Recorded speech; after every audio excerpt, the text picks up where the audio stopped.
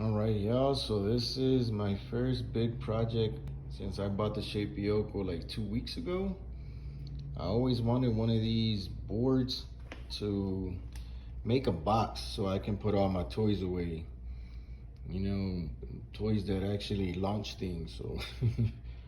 But, I mean, I'm retired now, but this is what I wanted before, so I made it for myself. The only thing I don't like, the way the stars came out. I think I gotta go with less depth so they could look nice and sharp. But besides that, I mean, oh, and this extra line down here by the name, so I don't know. Also, I mean, it looks really nice.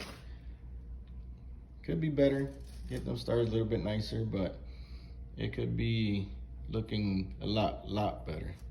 But hey, that's what I got to work with, so you know, I'm pretty happy for it being one of my first big projects.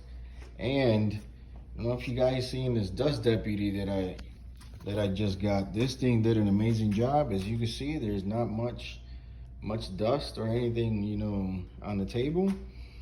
And look at this inside. There is almost halfway full of dust. So I'm pretty happy with this purchase here.